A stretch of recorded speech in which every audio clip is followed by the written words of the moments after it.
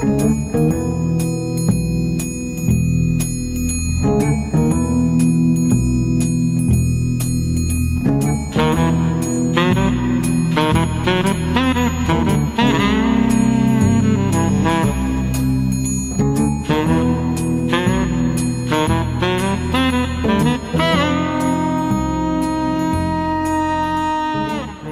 taas, head saate kuulajad.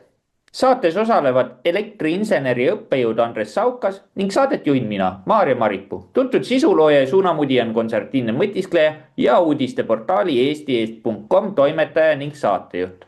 Tehnokrat alustab.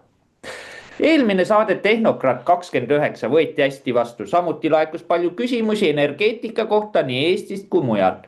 Jätkame tehnokraatlike teemadega, nii et täna siis sellised küsimused.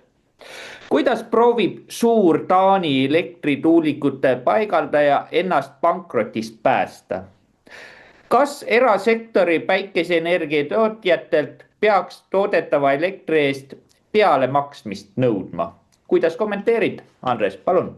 Tervist ja mõistust, nagu alati soovin, ja see kipub meil siin valimiste ja muude selliste tühja-tähjade punamonumentide ja asjade tagaajamisega ära, aga nagu ütleb ka need kõrval see kolm see pilt, mis siin kõrval näitab, et on kolm ainsust, kui meil energia suuname valesse kohta, ega me teeme küll masse, liigutame, aga need on valed massid ilma mõistuseta ja siis kahetseme. Nii et hakkame siis vaatama slaidide pealt siis. Nii, selline küsimus siis tuli meil juurde, et mis siis toimub meil siin ja mis siis, kuidas siis suur firma üldse hakkama saab sellega ja kuidas proovib suur Taani firma. Teamte, et Taani on siin mereriik. Et on kõigile eeskujuks olnud oma rohepöördega aastakümneid koos sakslastega nad alustasid. Ja nüüd ongi küsimus, et milline päästeoperatsioon on sealt tulemas, kuidas pankrotist pääseda, need tuuline miljardi dollari suurune päästeoperatsioon. Aga mõelge need päästeoperatsioonid, millised siis on, vaatame selle üle ja mõlgutame mõtteid. Energiagigant Ørsted, see on Taani poisid, on ilmselt hädas tohutute rahaliste probleemidega. Tuuleenergia ettevõtet hoiab pinnal vaid mitme miljardi euro suurune kapitali suurendamine. Ilma toetusteta variseb energiapööre kaardimaja kokku. Ja värskemad uudised võin mõne sõnaga öelda, üle 2000 töötaja koondati ka. Taani tuuleenergia kontsern Ørsted peab oma pankroti ohtu ära hoidma ulatusliku 9,4 miljardi dollari suuruse kapitali suurendamise. Aktsionärid on heaks kiitnud hädaolukorra programmi. Kuna endise lipulaeva ettevõtte USA projektid on üksteise järel segadusse sattunud. Mäletada siin hiljuti kuu tagasi USA president Trump ütles, et aitab Ameerika vetesse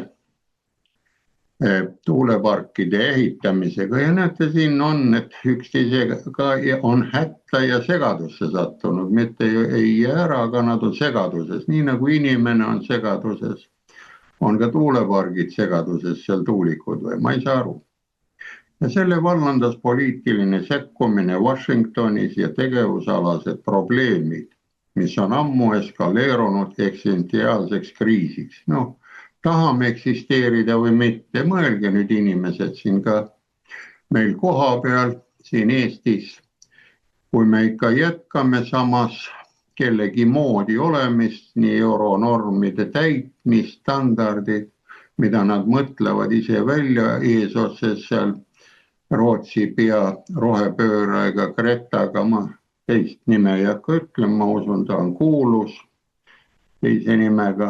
Nii et näete, siin on nüüd tuulikumehed on hätta sattunud. Ja eriti tähelepanu keskpunktis on Sunrise Wind firma. kuna investorite lahkumise tõttu on tekkinud suured rahastamislüngad. 2/3 värskest kapitalist voolab nüüd sellesse projekti, mis algselt plaaniti USA idaranniku energiaülemineku lipalaevaks. Näete, see Sunrise, ilus nimi, päike ja mis see Rise on, ise vaadake, mõelge, päikeseline tuul või veel tuul ka päikesega töötab edasi. Nii, ja samal ajal on peaaegu lõpetatud ka revolution, et revolutsioon vind, tuuled teevad ka revolutsiooni. Vaat, kui head tuuled meil siin on. Projekt USA valitsuse tööpeatus korralduse tõttu takerdunud. Ørsted, see on Taani poiss ja temas partner Skyborn kaebavad föderaalkohtusse, kuna nad kulutavad igal nädalal miljonid dollarid seisvate laevade ja lepingute peale. Mäletate, siin oli ka uudis, et Euroopa Liit tahab hakata ka neid varilaevastikke peale minema. Nüüd on aega küll, et saaks pidurdada ja kogu aeg raha välja tulla, aga iga pidurdatud laev, näete, kui vaataks siin, küsib pärast peatatud päeva eest rahakest. Iga kaotatud päevaga suureneb finantssurve, nii et mõelge, kas tasub nüüd varilaevastikuga siin Eestis hakata torkima teha või on 30 aasta taga, siin oli ju Eesti need laevakaitsjad ka seal Aafrika vetes, et nii et Aafrika on siia jõudnud, mõelge.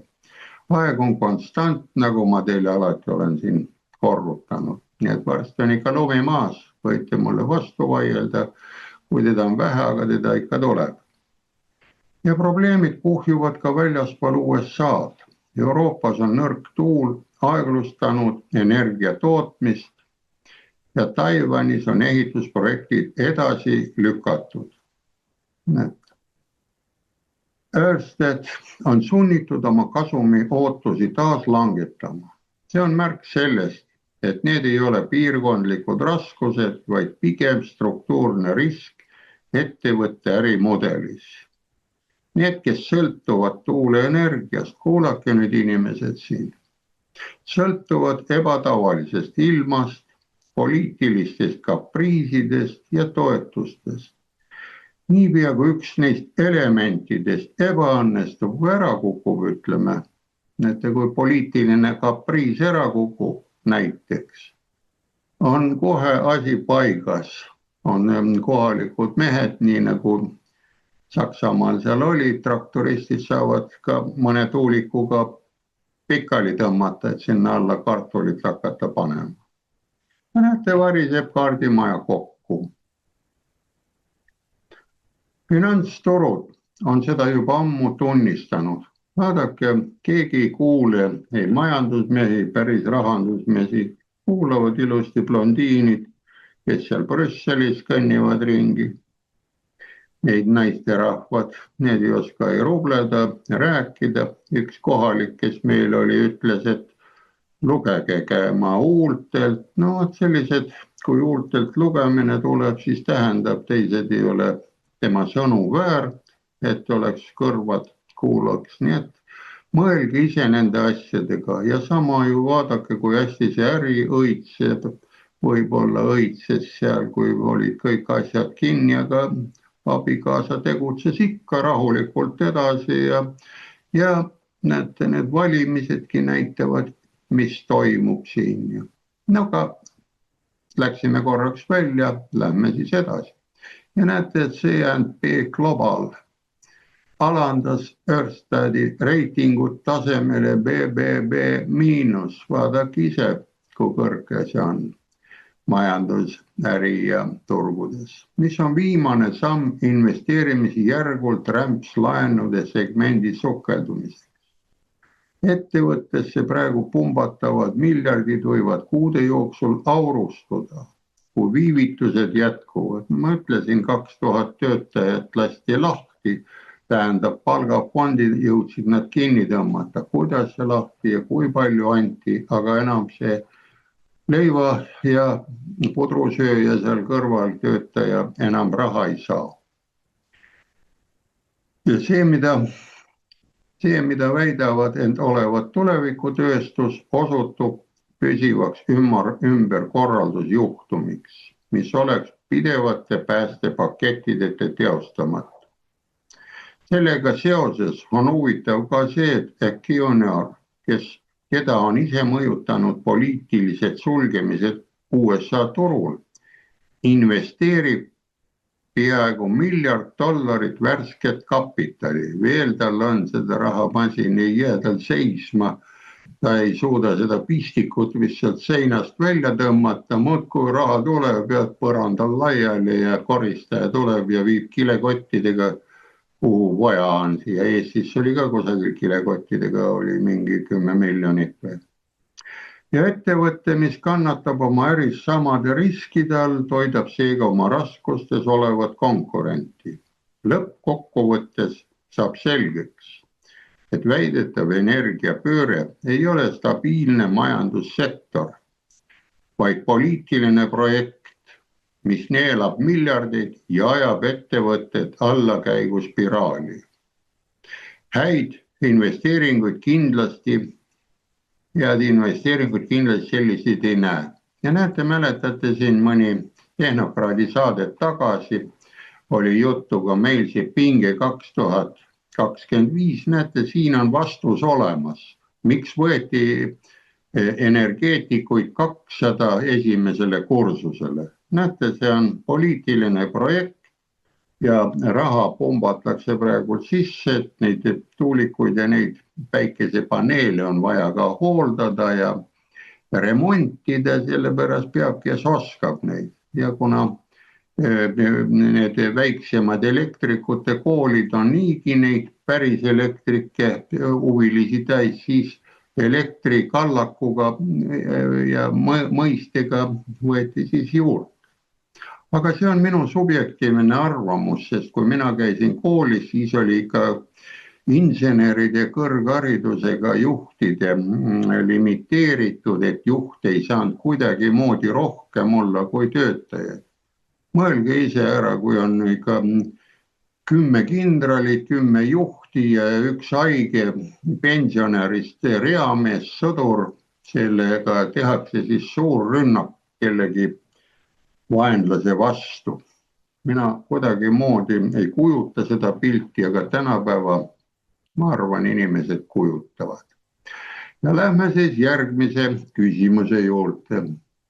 Siin oli ka küsimus siis, kas erasektori päikeseenergia tootjatelt peaks toodetava elektriast peale maksmist nõudma. Vaadake, nüüd hakkab see asi tulema, on ka meil, ennem kes panid päikesepatareid endale üles, siis nemad said selle eest natuke raha, aga nüüd, kui hakkad sinna võrku tagasi panema, tuleb ise maksta või? Mõelge, et Saksamaa moodi me oleme, võtame lahti.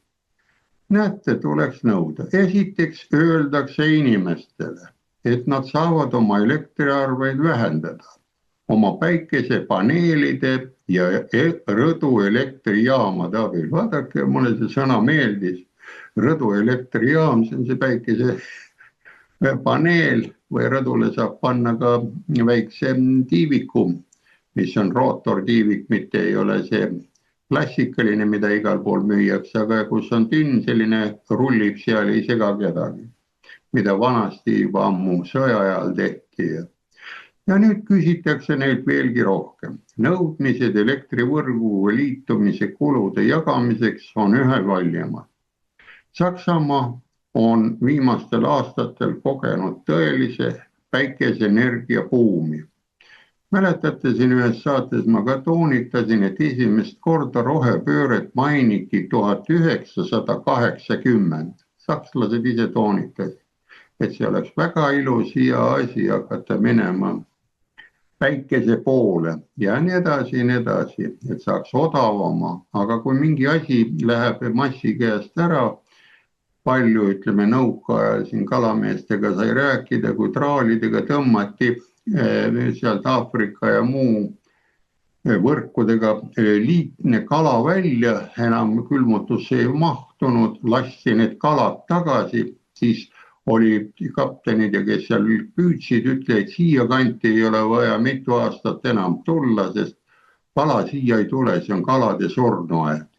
Nii et me oleme tuulikutega selle poole pealt olnud ja on kas Nõukogude kord või rohepööre kord siin olemas. Näete. Ja rõduelektrijaamad. Need buumi, osaliselt tänu meediapropagandale. Näete, kas meil on meediapropagandat või ei ole, aga kui lähete sellele peale, siis näete, kui palju peate ostma seda päikest ja päikese buum. On lugematul hulgal kodumajapidamisi veendunud päikesepaneelide paigaldamise vähendamiseks nende elektriarveid ja pikemas perspektiivis isegi raha teeniks. Geniaalne propagandalugu, kuid algusest peale määratud läbi kukkumisele. Energiapöörde fanaatikud ignoreerisid tahtlikult turu ja füüsikaseadus. Näete, varem oli meile ka õpetati Nõukogude ajal ikka, et tuleb saavutada materjali, mida müüa, odava hind, et ise ellu jääda ja et ostja jõuaks sult ära ka osta. Aga nüüd tehakse hind kohe selline, ei jõua see müüma hakata, elekter on kallis ja ostja ei jõua ka ja ei ole enam müüjat, ehitajat ja ei ole ka ostjat. Nii. Ja nüüd kuulame ja vaatame, mis Saksamaal ikka toimub. Nüüd, kui eramad on kõikjal varustatud päikesepaneelidega, Saksamaal on praegu, vaadake, 4,2 miljonit päikesepaneelide omanikku. No vaadake, on ikka hulk. Need on ju tegijad, kes tahaksid elektrit tagasi müüa. Nagu 4,2 miljonit väikest elektrijaama. Nii et meie sinna kuidagimoodi ei saa, aga proovida võime. Meil on 1 miljon inimest siin, 1/4 võib-olla panna kõigile siis. On probleemid kuhjunud. Elektrit toodetakse peamiselt siis, kui nõudlus on väike, samas kui päike sageli vajaduse ajal ei paista. Kas meil on midagi muud? Sageli, kui on külm olla, siis päikest ei ole ja tahaks nagu sooja saada, elektrisoojust või maakettega või kõigil on ju elektripumbad. Elektrienergia tootmise äärmislikud kõikumised koormavad võrke, mis pole selleks mõeldud ja nõuavad seetõttu tohutuid investeeringuid. RWE tegevjuht, vaadake Markus Kreber, nõuab seetõttu nüüd, et kõik päikesepaneelide omanikud oleksid kohustatud maksma võrguühenduse eest ehituskuludele toetust. Mäletate, siin oli üks eelmine saade oli ka, et kõigilt nõutakse nagu paneelide paigaldamist, aga näed, vaatame.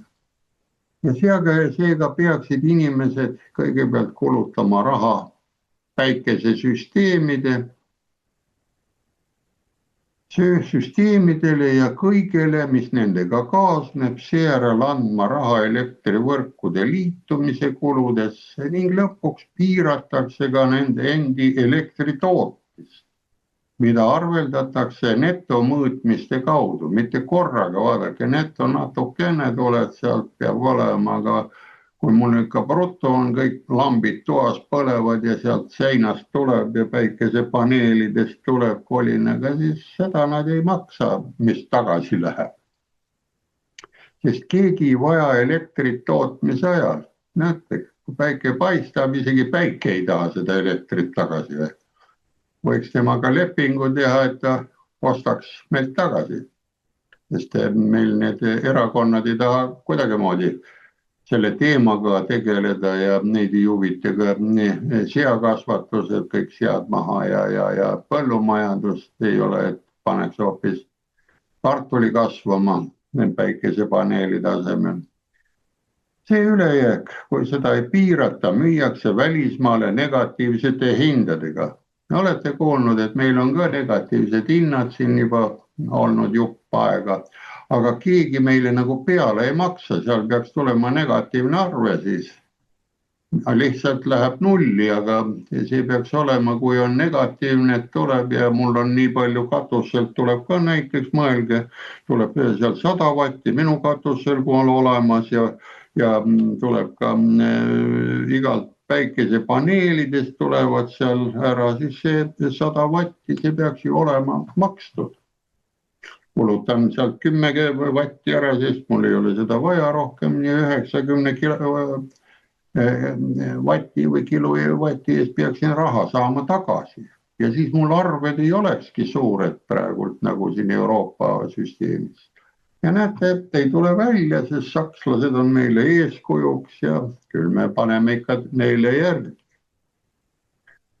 Hindadega samal ajal, kui elektrit tuleb need tipp juurde kuludega importidega ja siis on vaja edasi veel anda, kes tahab ja kes vastu jõuab võtta. Seega selle asemel, et tagada madalam elektriarve, võib olla isegi teistest sissetulekust tulenev tulu, on rekordilised elektrihinnad, täiendavad maksud ja lõivud ning nüüd on isegi nõudmised ühenduste eest lisatasu maksmiseks. Näete, need punased võtke kõik välja. Need on kõik juba hinnalisad, kui te lugesite siin ka ajalehti, et meile tuleb ka uuest aastast tuleb elektriarvele 2 ilmuvad, mitte ei kirjutata, vaid ilmuvad 2 rida. Üks on see sageduse hoidmise tasu, mis kuni selle aasta veebruarikuuni saime tasuta sealt Prellist ja teine on siis saartalituseks peame ette valmistuma. Need elektrijaamad, mis seisavad, Kiisal, gaasiomad, et need oleks kogu aeg hooldatud ja valmis, et käima tõmmata. Ja need tulevad 2 rida juurde ja näete, siin on täiendavad maksud, lõivud ja ühenduse eest ka lisatasu. Nii, lähme siis edasi. Uudised on karmid või rõõmsad, kuidas keegi ütleb. Ma ütlen, et ega ühe õnnetus on teise õnn, on vanasõnagi, mõelge ära, kes siin õnnelikud on. Ja näete, siin ütleb rohelise energia populism läheb kodanikele kalliks maksma, päikesesüsteemidega raha kokkuhoiu või isegi teenimise asemel maksavad nad lihtsalt rohkem, rääkimata kahanevast varustuskindlusest. Näete, varustuskindlust ka ei ole. Peale Eesti võib-olla ei ole teistel ka või on ainult Eestis see varustuskindlus olemas. Samuti on huvitav meenutada Hispaania päikesemaksu. Vaadake, see on huvitav maks, ma arvan, et enamus sellest maksust ei ole kuulnud, mis oli. Ta likvideeriti, et ta oli kole värk. Kohe on hispaania keeles, ma ei hakka seda solli kirjutama, soll on niikuinii päike. See oli tasu või maks, lõiv, mida ise majandavad fotogalvaanilised süsteemide omanikud pidid maksma, eriti võrku antud või võrguteenuste kaudu tarbitud üleliigse elektrienergia pealt. Kui tal olid need akud ja võttis veel rohkem elektrit, siis pandi see päikesemaks ka peale, päikega maks. Ja näete, isegi kui seda kasutati oma tarbeks maksi. Kuigi see kehtis ainult aastatel 2015 kuni 2018, et 3 aastat ja seejärel kaotati, näitab seda, et kõik on võimalik inimesed. Kui valitsus tahab inimesi veelgi rohkem petta. Vaadake, ega meil valitsus ei peta ju üldse või petab ka natukene, aga näete siin Hispaanias ikka tunti, et kui sa isegi ei osta ja sul on katusel need asjad, siis päikesele maksad raha ju. Hispaania päikesemaks. Nii. Me tuleme siis suurele pildile tagasi ja järeldused saate nendest mõlemast asjast ise teha. Peame nii kärmelt järgi jooksma või eesirinnas olema. Võib-olla peaks natukene mõtlema ka selle peale, et vaadake, kui palju meil sportlasi veel järgi on ja kui hästi me oskame neid vanu sportlasi kloppida siin ja tegijaid oli siin Aivar Pohlak. kes sai hiljuti, nüüd on ka järgmine mees, suusakoondise treener on väljakul ja dokumentaalfilmides. Mina võin teile öelda selle koha peale, et natukene mõtleksite, mina joon iga hommikul ka 2 tassi või 3 tassi kohvi ja mina loen kohvi dopinguks. Ta annab mulle natuke jõudu ja nii edasi, nii edasi.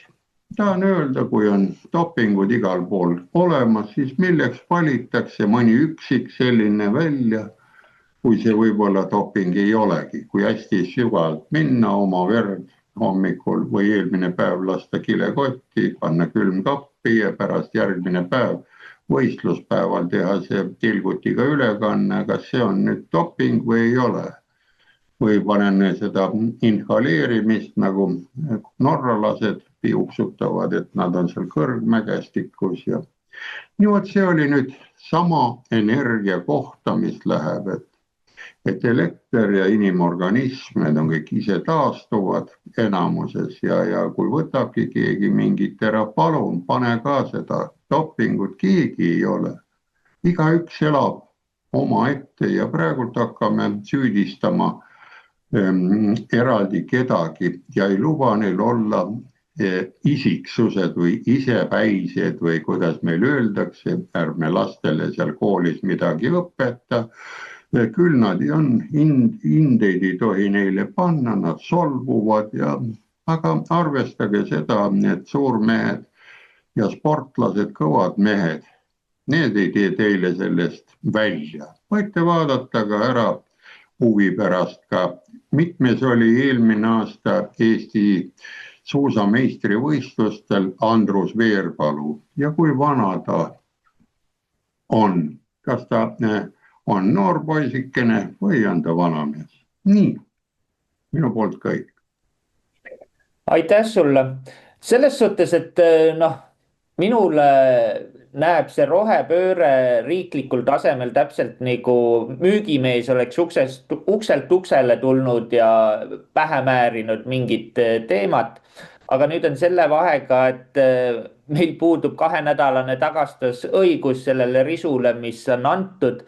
Pluss veel nüüd ka riiklikult riik, kes ise propageeris seda pööret, nüüd veel maksustab ka, et palju õnne meile. Aga siinkohal lähme küsimustega edasi.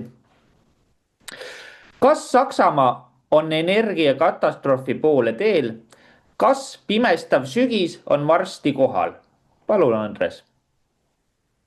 Nii, jätkame siis nende küsimustega ja lähme siis kohe slaidide peale, mida meil siin ise jorutada on. Nii, küsimus oli, kas Saksamaa on energiakatastroofi poole teel? Näete, pealkiri ütleb ka, otse on katastroofi poole teel. Saksamaa elektrivarustus on kõike muud kui kindel, väidab föderaalne võrguagentuur. Põlvkondade vaheline lõhe, vaadake, meil on ka siin valimispropagandas oli ühel erakonnale. Lugu oli peal, et on vaja uus põlvkonnavahetus teha. Muutub lähiaastal üha suuremaks, sest me ei saa loota tuule- ja päikeseenergiat. Liidu võrguagentuur avaldas oma viimase elektrivarustuse aruande. Äkitselt on ametlikult tunnustatud, et Saksamaa elektrivarustus ei ole kindel. 35. aastaks on vaja, näete, 22,4 kuni 35,5 gigavatti elektrit. See on otsene energiapöörde tagajärg. Ja tuletame nüüd meelde, vaadake, arvutada lihtne. 35 gigavatti võrdub umbes 30 suure elektrijaamaga. 30 elektrijaama on vaja juurde ehitada, aga nad panevad põllud täis. Ja proovige siis neid hooldada, milline see päikesepaneel seal keskelt katki on ikka meestel küll, seal ei saa 2-3 elektrikuga sugugi aru. Seega ei pea olema pessimist, et mõista, see riik sõidab pimesi elektrikatkestuse poole. Need stsenaariumad tunduvad nagu halb uni. Paremal juhul see tähendab, et isegi kui tuuleturbiinid ja päikesepaneelid annaksid energiat katkematult, oleks ikkagi 22,4 gigavatti puudu. Teisisõnu, isegi poliitiliselt ilustatud stsenaariumi korral on olemas tühimik, mida ei saa sõltuvalt allikatega täita. Igaüks, kes tõsiselt usub, et tööstusriiki saab energia varustada vahelduva ilma abil, vaadake, ilmaga hakkame tööstusriiki varustama energiaga, küll tuul puhub, vihma sajab ja nii edasi. Siis see saab teada, et ajab poliitiliselt lollid unistused füüsikaga segamini. Ei ole siiamaani suudetud ilmaga midagi teha, ilma pead arvestama, kui paned iga kartuli talvel maha, lumehange, kas sealt saad midagi. Proovige mõelda edasi. Nii, lähme siis edasi. Kuid ilmselge tunnistamise asemel räägib föderaalne võrguagentuur paindlikest tarbijatest. See tähendab, et ettevõtted ja leibkonnad lülitatakse järsku elektrilanguse korral lihtsalt elektrivõrgust välja. Võlusõna on, et koormuse haldamine. Haldusjuht on ees, ütleb, et täna on koormust palju ja kogu lugu. Mõelge, kas talumees oleks ka kunagi sellise asja teinud, sai kunagi omal ajal ka heinakoorem tehtud ja panti siis hobusele nii suur koorem ette, et tuli vahepeal teekonnal osa heina maha visata, hallata koormat. Ehk teisisõnu lihtsalt elektrikatkestus. Kogu draama saab tõeliselt ilmseks alles siis, kui rääkida energia salvestamisest. 2035. aastaks on oodata tohutult 0,8 gigavatte suuruse suuremahulisi akusid hakatakse tootma. Sellest piisab vaevu mõne väikelinna üleöö energiaga varustamist. Väikelinnad, aga suurtele on vaja ju kogu aeg, et tänavad oleks valged ja pahandust ei oleks. Ja need ütleb, kuid mitte terve riigi varustamiseks talvenädala jooksul. Ja ometi müüakse seda placebot lahendusena. Nad loodavad digitaliseerimisele ja turustiimulitele. No, kui hea, kui on digi, on ju sõrm ja viibutame sõrmi ühes suunas, teises suunas ja asi on lahendatud. Ei ole vaja tööd teha ega midagi. Ja turule ütleme, anname stiimuleid juurde ja nii edasi. Ma saan aru, kui need poliitikud pannaks põllu peale ja hakkavad puhuma neid tuulikuid ringi käima või tõrvikuid hoidma seal, kui on pime aeg, seal öösel on elektrit vaja. Siis ma saan aru, just kui suudaksid nad tarkvara ja hinnasiltidega füüsikaseadusi üle kavaldada. Gaasitööstus on selle hulluse eest juba ammu hoiatanud. Kuid Berliinis näib, et nad eelistavad keskenduda Venemaa vastaste sõja ettevalmistamist. Ausate arutelude asemel tuumaenergia või stabiilsete fossiilkütuste üle kasutavad nad võimsusmehhanismi. Siin oli ennem võimsus ja koormus. See on bürokraatlik käetrikk. Vaadake, see on uus asi. Ennem te oli kaarditrikid, nüüd on bürokraatlikud trikid. Kirjutame sinna alla või ei kirjuta ja nii edasi. Mille eesmärk on meelitada investorid ebakindlatesse gaasiprojektidesse. Kõik selle eest tasub muidugi maksumaksja, kes maksab juba niigi iga kilovatt-tunni eest rekordhinda. Kogu asi pole midagi muud kui toetusmasin, mis lihtsalt varjab puudust. Nii, lähme edasi. Ja siis on ajakava ka välja kuulutatud tehtud. Näete, on vaja ehitada 35. aastaks 70 gaasiküttel töötavad elektrijaama. Aga vaadake, et järgmine lause peaks panema teid naerma või nutma või mis ta on, näete. 10 aasta jooksul peaks ehitama. praegu on ju 25. aasta, aga Saksamaal, kus lennujaama ehitamine momendil võtab juba 3 aastakümmet, 30 aastat ei ole uut lennujaama suudetud valmis ehitada, mis on ammu planeeritud. Ja mida blokeerivad kodanikualgatused, keskkonnaalased eeskirjad ja iga raudteeliini kohtumenetlused, bürokraatiast rääkimata. See on juba täna selge, plaan pole mitte ainult ebareaalne, vaid ka groteskne. Ja föderaalne võrguagentuur nimetab seda kuulekalt ristteeks. Nii et ristteel on nemad. Meie võiks ka minna või ei lähe, ma ei tea. Tegelikult on see juba ammu olnud vabalangemine kuristikku. Tööstusriik, mis sulgeb oma elektrijaamad, klammerdub ilmastikust, sõltuvata suvaliste generaatorite külge ja teeskleb seejärel, et seda saab kõike kompenseerida mõne aku või mõne rakendusega, hävitab omaenda majanduslikku alust. Tõde on see, et ilma tuuleenergiata, ilma fossiilkütustel töötavate elektrijaamadeta ja ilma ideoloogiliste dogmade siira hülgamiseta ehk minema viskamiseta, ütleme nii, pole elektrivarustus kindel. Näete, siin jälle ütlevad, et Saksamaa ka ei ole kindel poiss siin Eestile õlga alla panema. Aga eestlane, ma arvan, on kindlam, ta paneb igale ühele nii palju kui on siin õla alla.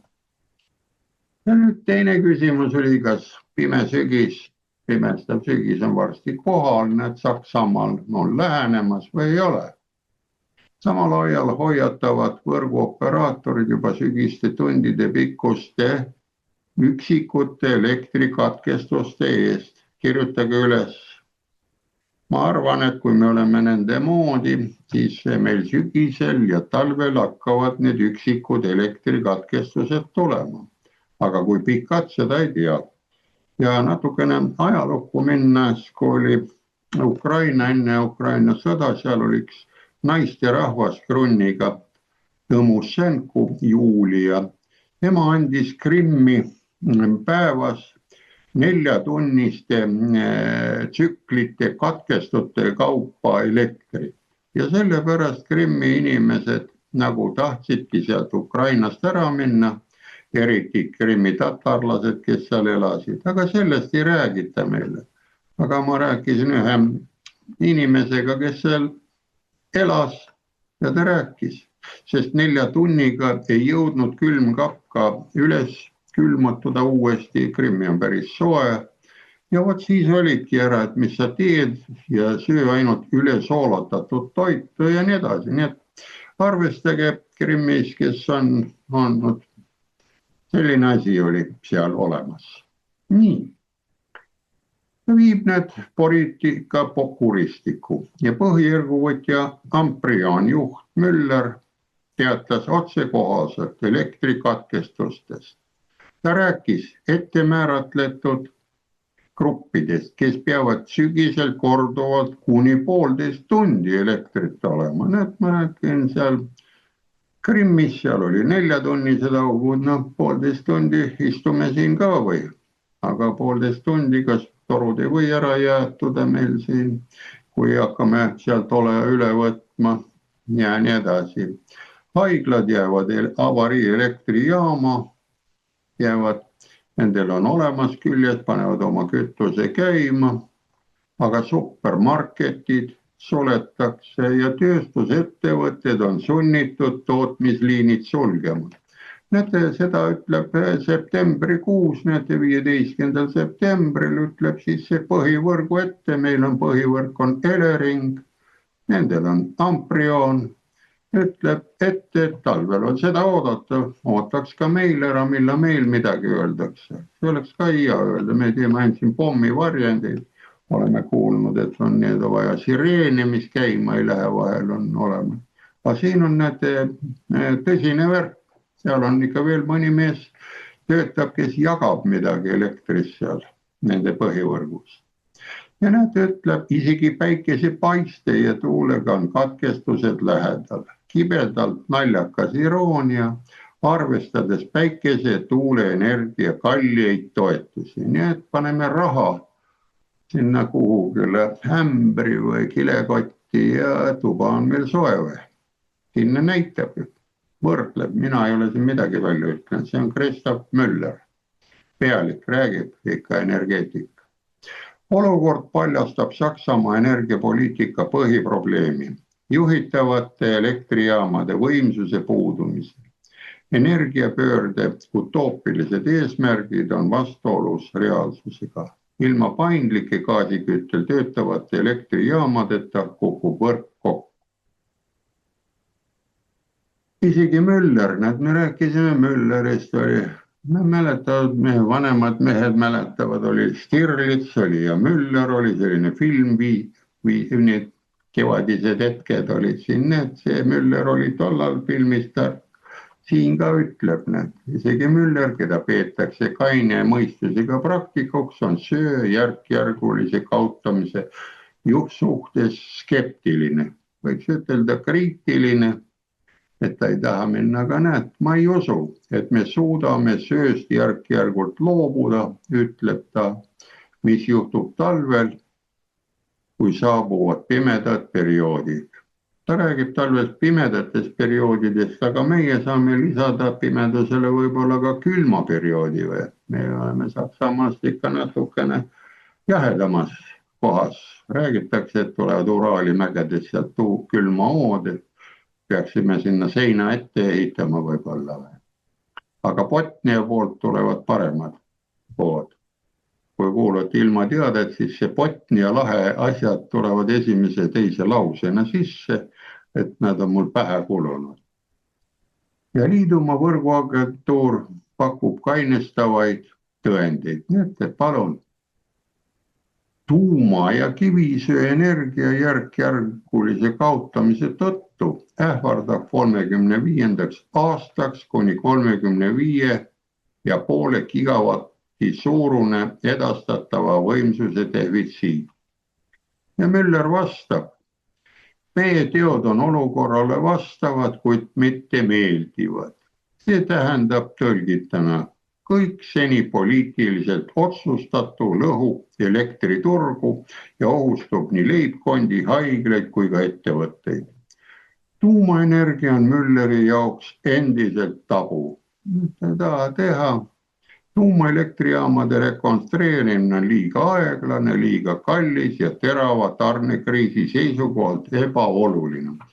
No vot, vaadake, arvab Müller, aga kui vaadata seda World Nuclear News ehk seda maailma tuumaandmebaasi kodulehekülge, siis see tuumaselts Saksamaal ütles, et 6 tuumajaama, 6 reaktorit saab poole aastaga valmis, kui vaja ja puhastada ja ära määrida ja õlitada ja saaks käima tõmmata tuumajaamad. Aga näete, tema ütleb, on tabu, et seda ärme kisu, proovime gaasijaamu ehitada, ju on see siis talle huvi pakkuvam. Kuid Saksamaal lihtsalt puudub energia, et tagada oma elanikkonna ja majanduse pidev varustamine ja pikas perspektiivis ei saa loota kallile impordile. Isegi kui laiaulatuslik elektrikatkestus ei ole otsene, on võrk märkimisväärse surve all. Sellistel sekkumistel nagu elektrikatkestused on otsene ja ilustamata mõju tarbijatele ja ettevõtetele. Mõelge, kui hea tuju teil on, kui teil ikka vool tujust ära läheb, te naerate ja teete kükke, et olla ja näed, siin ütleb, et see on ilustamata või on ilus see värk. Energiapööre sunnib võrguoperaatorid tegema otsuseid, mis on poliitiliselt tundlikud. Näete, siis operaator hakkab elektrit taga otsima, aga poliitik ütleb, ei tule välja. See lume sees peab olema roheline jalajälg. Kuid tehnilised vajalikud. Need, kes ikka veel usuvad rohelistesse unistustesse, kogevad sel sügisel elektri hindade tõusu. Näete, see on rõõmusõnum jälle vist. Ja üksikute elektrikatkestuste reaalsust. Siin ei tule üksikud, kui ta ütles ette, et 1,5 tunnised hakkavad tulema. No, võib-olla pühapäeval, kui kodus olete, siis on mugavam siin pere keskel küünlavalgel istuda, üksikud katkestused, aga noh, teised päevad on tööstus, tahab elektrit, siis on pikemalt või kuidas see värk on, ega seda näeb. Lühidalt Saksamaa energiapoliitika on täielik katastroof. Ühelt poolt kulutatakse miljardeid päikeseparkidele ja tuuleturbiinidele. Samal ajal on elektrikatkestused lähedal, sest nad lihtsalt ei suuda elektrit usaldusväärselt tarnida. Nii, suurel pindil, nii et mis siin öelda, mina enam ei kommenteeri, ma siis rääkisin ära. Minu arvates ilusad ajad ei tule siin ligidale, nii et mida sina arvad? Aitäh sulle, Andres. No me oleme pikalt tegelikult seda rääkinud, et see lolli mängimine, mis meil siin Eestis toimub, see saab meile väga saatuslikuks. Juba sellest, et me ühendasime lahti ennast Venemaa elektrivõrgust. Me oleme nüüd nii haavatavad ja sõltume sisuliselt Soomest ja Soome annab ka energiat nii, kuidas temal tuju on.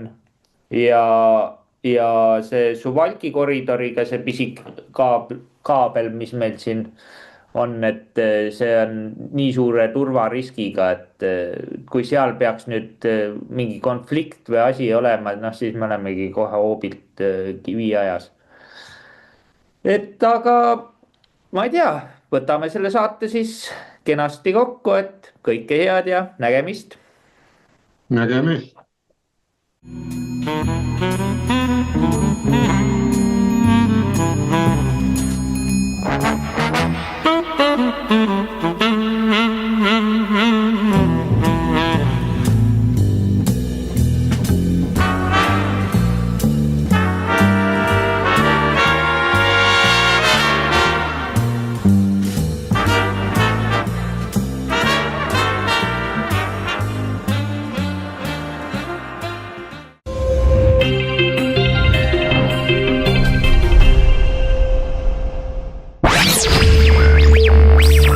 Meil on Eestile plaan B.